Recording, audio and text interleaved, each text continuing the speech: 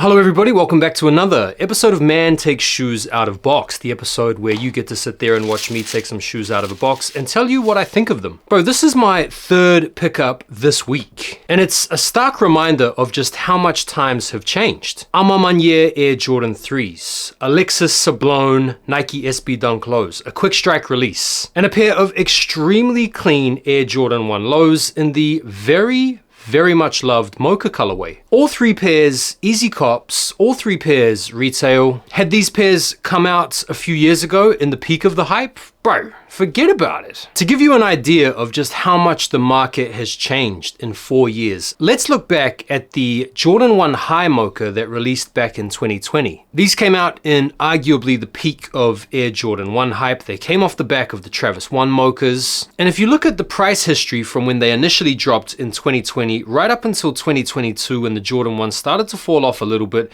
these things were regularly selling for between 450 and even over 500 pounds. That's like 600 USD. Similarly, if we look at the original release of the Amamanye 3s, the white pair that came out in 2021, when these first dropped, they were selling for over 600 pounds. Prices dipped right after the release, but they picked up again, and from 2022, they were commanding over 600 pounds. This dark pair, the While You Were Sleeping pair, that released last week are currently reselling for right around retail, and if you have a smaller foot, you will probably be able to find these sitting in some places. And finally, if we take a Nike SB Dunk Low, a quick strike release from the same period, like 2021, let's take the Supreme Stars for example. These back in 2021 and 2022 were selling for over 1,000. Like at one point, this green pair here, like this pair here, I don't even have to remind you, was selling for, bro, like over 1,500 pounds. That's close to 2 racks for these. And right now, these Alexis Sablone SBs that just dropped and aren't too dissimilar in their color blocking. I mean, they're bright, they're vibrant, they're green. These are reselling right now for right around retail. In fact, you can probably find these set in some skate shops. So what a time to be alive. Now, these Jordan 1 Low Mochas released here in the UK last Wednesday. They dropped in all the usual retail outlets and they did a draw on the Nike Sneakers app. So I was pretty happy to come up on these in that draw. The current resale on these things is right around retail again. The last sale is saying here about 147 pounds. These were 145 pounds retail, which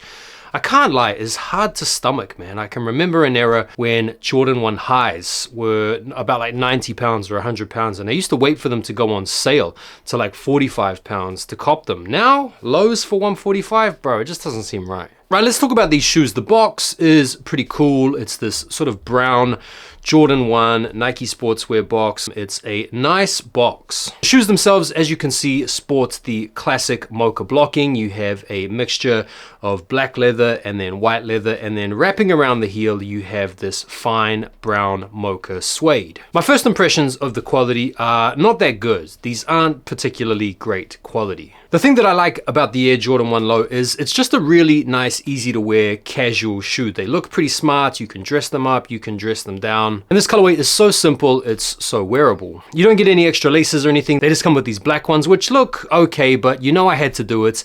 I had to switch them out for the cream laces from one of my Travis 1 Lows. And I think with the cream laces installed, they look way better. In terms of how they compare against other Air Jordan 1 Low OGs that I have, I do rate them. They're probably the cleanest in terms of GR colorways. Here they are next to the black toe OGs, which I really rate, and I think they're a little bit better. The stealth pair, or this white and gray pair, does actually have way better quality leather. This pair is a little bit slept on, in my opinion. So the stealth or atmosphere gray pair has better quality, but isn't as nice a colorway. Matching them up against the elephant pair, I definitely prefer the Mochas. And then a bit of a sleeper pair from this year, the Year of the Dragons. These are pretty cool, these are pretty out there, but as you can see, the best pairs are probably the Mocha at number 1 and then the black toe at number 2. So the shape is good, the colorway is good, the quality is average. Let's now chuck them on feet and see how they look and feel how they feel.